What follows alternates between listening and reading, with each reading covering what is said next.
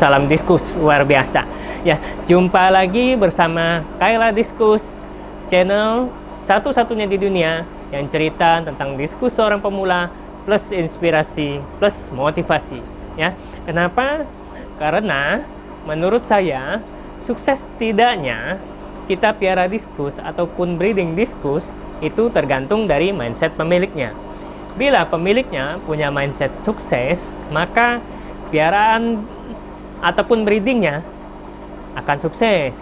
Dan sebaliknya, ketika breeding ataupun piaranya sukses, maka pemiliknya pun makin sukses.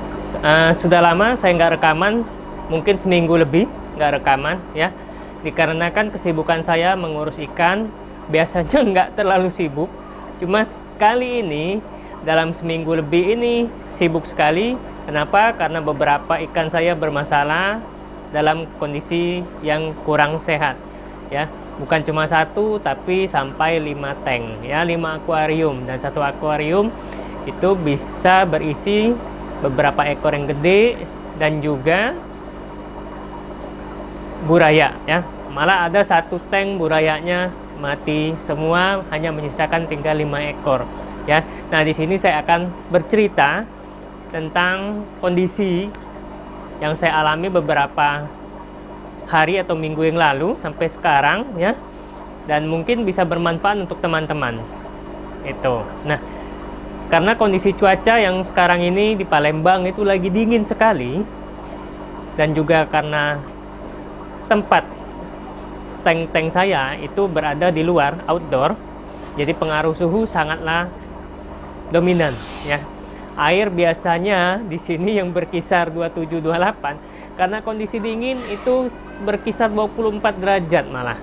Saya ukur di jam 3 sore itu suhunya 24 derajat, padahal jam 3 sore ya. Ya memang sekarang iklim agak aneh ya. Harusnya bulan Juni ini sudah masuk musim kemarau, tapi ini masih cuacanya dingin ya, suasananya dingin. Nah, ini pengaruh sekali ke ikan diskus yang rentan terhadap perubahan suhu. Apalagi biasanya suhunya hangat 27-28, ini sekarang 24. Itu pun saya ngukurnya jam 3 sore. Gimana kalau jam 3 pagi ya? Mungkin di bawah itu, tapi saya nggak pernah juga ngukurnya jam 3 pagi. Takut coy. Nah, apa yang saya pelajari dari kejadian ini ya? Jadi diskus itu sangat rentan terhadap suhu. Itu yang pertama ya. Suhu normal itu untuk diskus biasanya berkisar 27-28. Jadi bagi teman-teman yang punya tank outdoor itu pastikan punya heater ya. Saya juga sebetulnya banyak heater ya. Di beberapa akuarium sudah saya pakai heater. Mungkin karena heaternya udah beberapa bulan, jadi ada beberapa heater bermasalah juga. Lampunya nyala tapi airnya juga nggak anget-anget ya.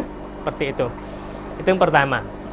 Terus yang kedua, faktor air. Nah, karena suhu lagi dingin begini, otomatis sirkulasi air atau sifon itu harus lebih sering daripada biasanya.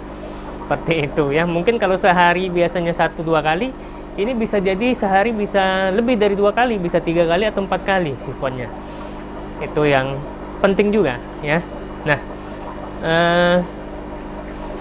di sini juga saya akan cerita bagaimana mengatasi buraya yang meretel, mati secara perlahan, berangsur-angsur sampai hingga airnya habis. Tapi yang saya alami yang barusan itu bukan meretel lagi, tapi satu tank sekaligus mati. Jadi malamnya saya kasih obat, besoknya mati langsung. Satu tank hanya tinggal 5 ya.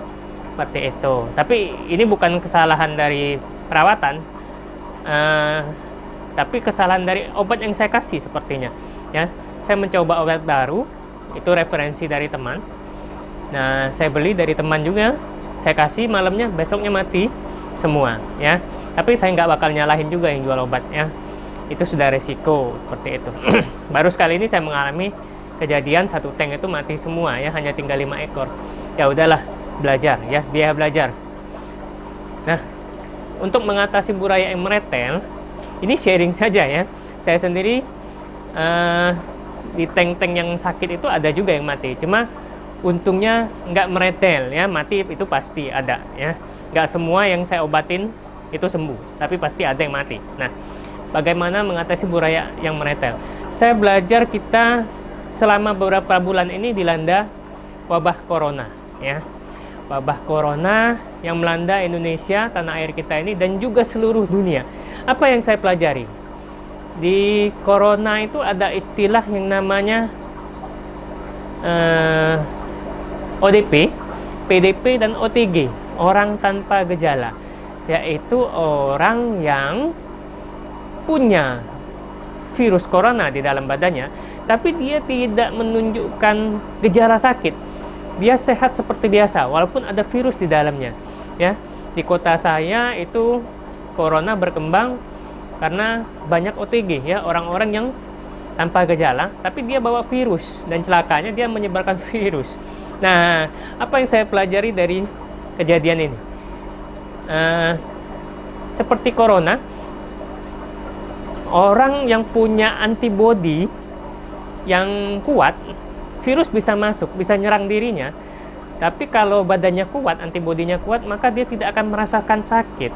Dan sebaliknya, ketika orang yang punya antibodinya nggak kuat atau punya lemah daya tahan tubuhnya, jadi ketika virus menyerang, mungkin dalam waktu singkat dia udah merasakan sakit dan bisa jadi tambah parah, tambah lama. Nah, saya belajar dari kasus ini, saya aplikasikan ke diskusi saya. Jadi dari awal ketika corona melanda tanah air kita dan melanda kota Palembang, saya timbul ide waktu itu. Nah, gimana kalau ikan saya bisa punya daya tahan tubuh yang kuat? Jadi sebelum virusnya nyerang, tapi ikan sih belum punya penyakit akibat virus ya, bakteri atau jamur biasanya ya. Jadi sebelum penyakitnya nyerang, saya kasih ikannya ini daya tahan tubuh yang kuat dulu. Jadi ketika penyakit menyerang, mungkin dia merasakan sakit, tapi daya tahan tubuhnya kuat, sehingga resiko kematian pun rendah. Seperti itu.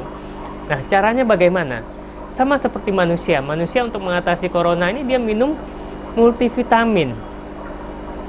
Kalau manusia mungkin disarankan itu minum vitamin C atau vitamin E untuk meningkatkan antibodi. Nah, seperti itu ya. Jadi saya berpikir, gimana kalau saya kasih makanan ikannya itu dengan makanan yang punya multivitamin, sehingga ketika bakteri ataupun jamur menyerang, ikan ini punya daya tahan tubuh yang jauh lebih kuat daripada ikan-ikan lainnya yang biasa dikasih makanan yang biasa. Dari situ saya awalnya berpikir ya. Jadi akhirnya saya buat burger dengan tambahan multivitamin, dan nampaknya hasilnya lumayan bagus. Setelah saya tes, jadi ada satu tank besar, itu isinya lumayan 100 lebih anakan, ukuran sekitar mungkin 1,5 cm ya, 1,5 cm. Itu kena sakit. Nah, tapi karena dari kecil udah dari buraya, setelah dia habis makan atemia udah terbiasa, saya kasih burger. Nah, burger ini saya racikannya, saya tambah multivitamin, daya tahan tubuhnya lebih kuat ikan-ikan ini. Jadi nggak seperti dulu ketika burger yang saya buat biasa saja, komposisinya itu begitu nyerang musim sakit seperti ini, buraya mulai meretel banyak, satu persatu, kadang lebih ya, tiap hari itu ada yang mati. Nah, kalau ini enggak ya, punya daya tahan tubuh yang lebih kuat. Kenapa? Karena mungkin makanannya ya, balik lagi makanannya. Kalau manusia kan disarankan makanan yang sekarang ini ya tentu nambah multivitamin daripada yang biasa. Jadi ketika virus corona masuk, dia punya daya tahan tubuh yang kuat, antibodinya yang bekerja. Nah, sama seperti ikan diskus, itu yang saya asumsikan dan saya praktekkan ya. Dan saya praktekkan, jadi waktu awal corona saya belajar dari situ.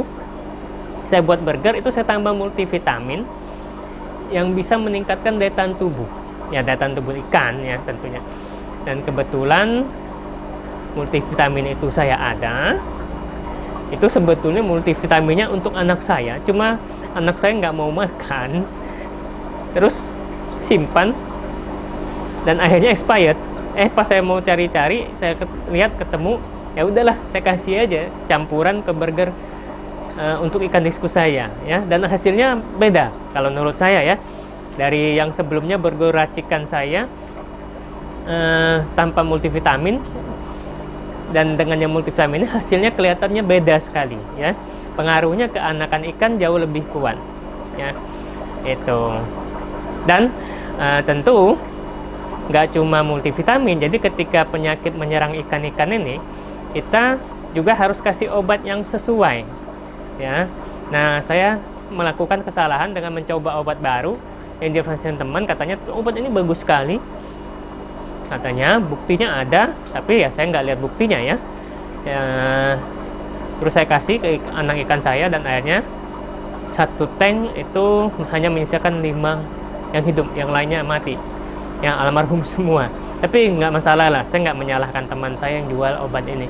Bisa jadi mungkin dosisnya salah atau nggak cocok, ya udahlah, namanya belajar ya, seperti itu. Nah, jadi untuk mengatasi buaya yang meretel ini menurut pengalaman, menurut saya ya, itu kita atasin dengan pertama, kasih makanan yang berkualitas untuk anakan ikannya, itu yang pertama ya. Terus yang kedua, berikanlah suhu yang ideal.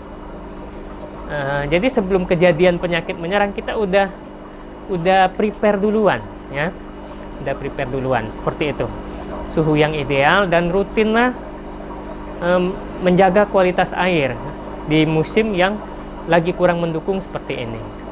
Dan ketika penyakit mulai menyerang, itu kasihlah obat secepatnya ya. Kadang-kadang kita males lihat, belum apa-apa nih, baru 1-2 ekor. Nah, ini juga satu kesalahan. Jadi ketika kita melihat 1-2 ekor anakan, sudahlah. Nah, ini yang biasanya akan menular menjadi banyak. Jadi begitu ada yang sakit, cepat angkat yang sakit itu, di karantina ya. Sama seperti manusia menghadapi virus corona, perlu dikarantina. Nah, seperti itu aja ya. Itu sharing singkat saja dari saya. Semoga sharing ini bermanfaat buat teman-teman yang banyak bertanya ke saya tentang bagaimana mengatasi buaya yang meretel hari per hari ya, dan semoga berguna. Nah, bagi teman-teman yang merasakan materi ini sangat berguna, silahkan like, karena like Anda itu memberikan saya semangat untuk terus berkreasi, menghasilkan video-video dengan materi-materi yang mengena ya. Artinya saya tahu ketika Anda banyak kasih saya like atau kasih saya share materi video saya tahu bahwa video saya ini sangatlah bermanfaat bagi teman-teman hobis ya. Jadi saya bisa membuat video yang akan jauh lebih mengena lagi ya. Jadi saya tahu, oh ini kena nih materinya Mbak ini, karena dengan banyaknya like dan share itu saya tahu bahwa materinya mengena sekali, dan itu akan memotivasi saya juga, walaupun sebetulnya saya juga profesinya seorang motivator ya. Nah, seperti itu.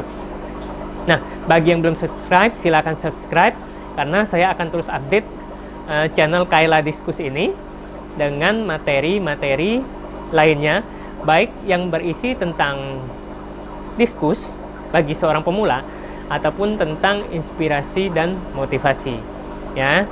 Oke, sampai jumpa di channel Kayla Diskus, channel yang bercerita tentang diskus seorang pemula plus inspirasi plus motivasi. Bye bye. Jangan lupa like, subscribe di bawah komentar.